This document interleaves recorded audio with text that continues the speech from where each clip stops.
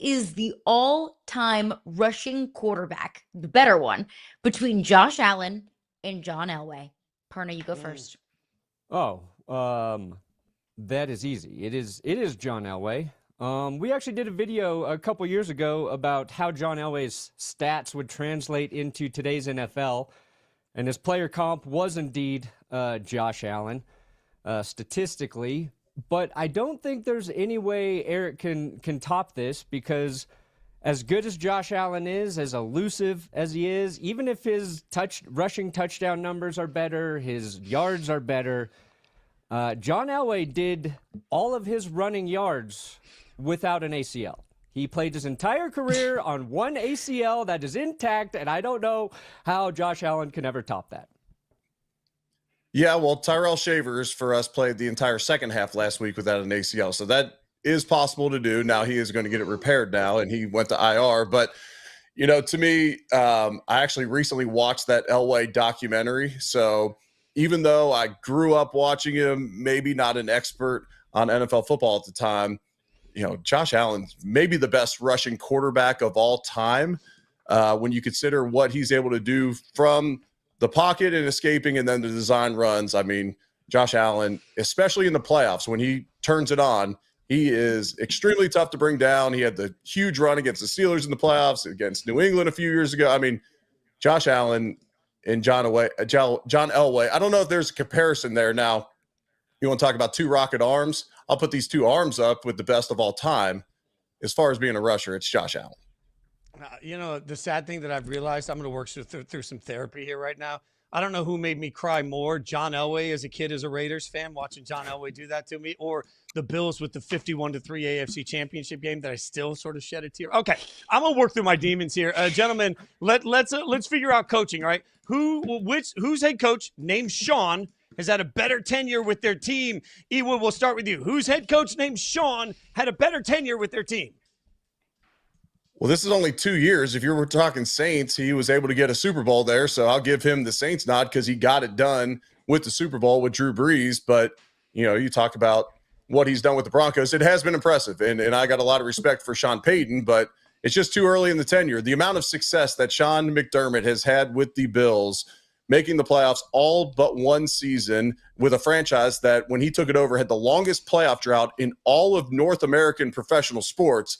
It's been an epic run. Since he's taken over, the Bills have the largest point differential in the entire NFL in a positive way. And so, to me, I'll give the nod to Sean McDermott. But I say that I have a lot of respect for Sean Payton. And as an offensive mastermind, I think that he does an incredible job in what he's been able to do through 2 years with Bo Nix, make the postseason. Now, they got bounced by the Bills last year, but be able to make the postseason both years and then this year get the 1 seed. It is impressive, but give me Sean McDermott. Yeah, I think what Sean McVay currently has on Sean McDermott is Sean McVay was able to coach a Broncos team into the postseason while still paying Russell Wilson $35 million to play for a completely different organization. And then pay him again to play for another organization and coach his team to the 1 seed. So when we have that handicap, I think, you know, there's you put a little bit of that on the coaching, and Sean coming in and basically bailing the Broncos out. He saved a team that was down as bad as I've ever seen the Broncos after the Nathaniel Hackett experiment and Russell Wilson experiment blew up in our faces, and everybody laughed at us along the way, pointed their fingers at us. I will always be grateful for Sean Payton for doing that. Sean's biggest flaw, I think, was allowing a Kevin James movie to be made about him. That was a misstep. But other than Not that, great. Other than that, I think one thing I'm worried about with Sean Payton is he's very confident. Some might use the word arrogant. And the Bills' run defense right now, we all know that's their run defense is their weakness. I feel like Sean is going to look at that as a challenge to be the coach that beats them by passing on them. That he's going to dial up 8, maybe 9 runs and just try and prove that we can throw it 40 times against Buffalo and win. So we'll see. All right, I know it's early out in Denver right now, but you called him Sean McVay a few times, and so that kind of hurts. Kind of hurts your Yeah. points there. I called him Sean McVay. Not great. Sean, oh man, that is, I shouldn't have done that to Sean McVay. I'm sorry, Sean McVay. Eric, we were Not sorry to we Sean were going to Payton, award a though. point off of that. So yeah, very observant, very observant. Can I Yeah, ask I got you. I got you. Well, at first I thought maybe I mixed up the question, and maybe I was talking about the wrong Sean. Sean McVay's had an impressive run as well out in LA, but not in Denver. But you talked about the run game, and we may get into that further. I think Sean Payton might have a lot of Liam Cohen in him, where it's like, hey, I had, the bye week last week. I have all this time to prep. He's probably looking at Jaguars and Bills film last week. He's going to have this master game plan. And I think Liam Cohen was kind of sitting there doing the same thing. They rush the ball for over 7 yards a carry. They bail on it. They let this number one pass defense in the league show off in the second half, and they walk away with the loss. Yeah, Sean feels like he could do that exact same thing. I do. It may have been. Yeah. Go ahead. Were you there for the McDermott locker room speech? Were you still there? Which one? You know which one. No, I was gone. That was actually a training camp meeting speech where he referenced the 9/11 deal. Yeah, that's behind us. Sean McDermott. I know. Sean McDermott works out every single morning and listens to some type of personal development, messaging, book, podcast. I'm assuming that morning there was an incredible message on something that he did not relay correctly back to the team. That sounds like something I would do if I were a head coach, if I'm being really honest. As a joke or in real life? And you just, you go off. Like the Bills field goals in the Super Bowl. Boom. Got it. Oof. Yeah, there are just some things that are maybe just off limits for motivational speeches. And I think we have all learned maybe that's one of them. So just a peek behind the curtain, whenever we were coming up with these questions, one of our producers, who is a Bills fan, got very offended at the fact that we would even ask this question. So Perna, I will ask you so you can defend the Broncos side of things. Who has the funnier fan base between the two of you? Oh, funnier? Man, as somebody who tries to make a living doing humor and football talking, I would love to say it's Broncos fans. I think Bills fans are crazier for sure.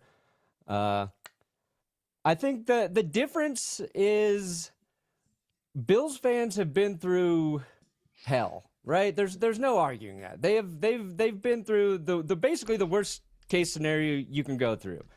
And that is stuck with the fan base. So I think more so than funny, they're crazy. I've got a lot of respect for Bills Mafia. I would love to go to a game and pregame with Bills fans. I think the difference though is they are so prepared to be hurt that they're the only fan base I've seen who actively try and off themselves before the game starts when they're jumping through those tables. Usually, like, fans, they don't get depressed until after the game. It's like Bills fans, before the game, they're getting it out of their system.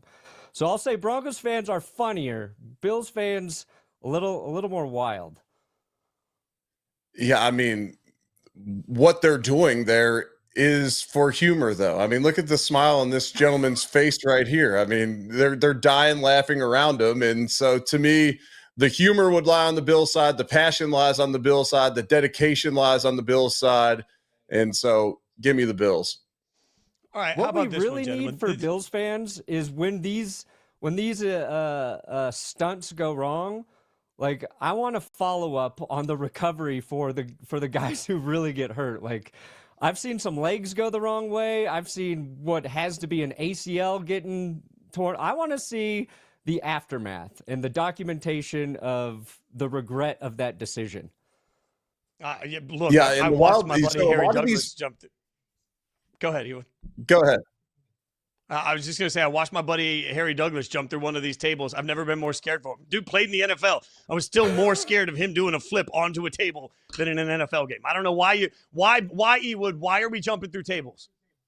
Well, Harry Douglas is a former teammate of mine at U of L and a good friend of mine to this day. So it doesn't surprise me that Harry would take the opportunity to grab some attention and show off in that moment. But so in Bills sanctioned parking lots, in any official Bills lot, you can't do that anyway. So a lot of these videos happen on the road or they're way far away from the facility. So I don't see these on a day-to-day basis, but it does not surprise me that Harry did it. And I'm not sure how this became a tradition. I blame Barstool for blowing up whoever did it the first time. And then they made it cool or made it to where, hey, you could probably get on a pretty high profile social media account if you jump through a table. All right. I just love it when Bills fans do it to their babies. And they just like lay their newborn babies very slowly down on this like teeny tiny mini table. And that's their official baptism into Bills Mafia. That's respect. Absolutely. Right That's there. exactly what I was going to say. That's their baptism into the Mafia. And yeah, it's become a thing. So this game's at Mile High. Better home field environment. Buffalo or Denver? Perna, go first. Oh, it's Denver. It is the Broncos really have two advantages at home. One obviously is the altitude, which, you know, if you haven't lived here your whole life, you feel it when you come here. I think that is a very real thing. But in terms of stadium, in terms of noise, I think Mile High is right up there with, you know, Kansas City gets loud, Seattle gets loud. I'm sure Buffalo gets loud, but I think there is more of an advantage here, and specifically this game, like Broncos fans haven't been at a home playoff game for a decade, so I think it's significant for Buffalo coming in here. Plus, we've got Sean Payton already coaching up the fans in terms of when they need to be loud. He told us specifically this week, you get loud when they're in the huddle, not when they're coming out of the huddle. And we follow directions very well as a fan base. That tells me everything you need to tell me about the home field advantage. If the head coach has got to coach them up on when to be loud, that tells me everything that I need to know. Highmark Stadium, they just shut it down. We're moving over to the big, beautiful stadium across the street. The advantage of playing at Highmark Stadium, no, we don't have the altitude. We do have the cold. We do have the wind. It was built catacorner, so you get a spiral wind in that stadium that we know how to play in those conditions, how to kick in it, how to throw in it becomes an advantage. We also have the worst away locker room in the league. You're extremely uncomfortable. You can't stretch in there, so you go out into a shared tunnel that both teams use and the media use and everybody uses, so you can't really warm up out there. It becomes a very difficult situation to get comfortable for the away team with the noise, with the weather, and with your atmosphere that you're trying to prep for the game in. Give me Highmark Stadium. All right, last one before we officially decide a winner. Looking at the strengths of both of these two teams. For Denver, it's their defense. For the Bills, it's Josh Allen and the fact that he literally just exists. So, Eric, what will carry the Bills, or what is a better advantage, a better strength for either of these two teams to get to the AFC Championship game? Is it Josh Allen or is it the Broncos defense? Well, having the best quarterback on the field and maybe the best quarterback in the league is always going to be an advantage. They also have the NFL's leading rusher at running back, potentially the best blocking offensive line, run blocking and pass blocking together in the entire NFL in front of those two. And then we got guys stepping up. We got Brandon Cooks, throwing back the clock out there, making plays for us. Keon Coleman, second-round draft pick from last year, made a nice play last week. And then Khalil Shakir has 12 catches last week. This offense should be able to put up points against this Broncos defense that is excellent. I got a lot of respect for them, but they run undersized, especially in their front seven. And I think this offensive line for the Bills will be able to take advantage of it. And then when you look at the defensive metrics, since week 12, this Bills defense has been top 5 in almost all metrics, except for yards per carry. And you know what? No one in the NFL, for the most part, is willing to stay disciplined with the run game for 4 quarters. And I don't think this Broncos team will either. Yeah, joke's on you guys. We don't even try to run the ball half the time here in Denver. And when the run game's working, we stop doing it. So good luck stopping something we're not even going to try.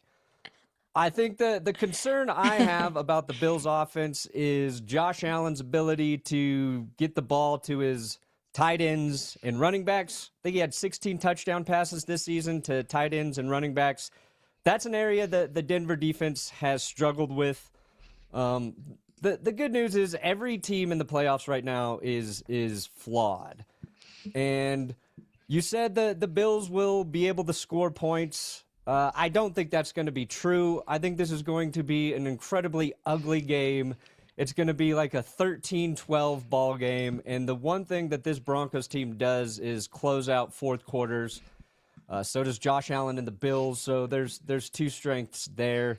The one thing I think, and I hope it stays this way, the Broncos are currently home underdogs. And I think having that chip on our shoulder will propel us to victory. We need a little extra something. Also, as long as Bo Nix's mom still believes the Broncos can win, that is an unstoppable force.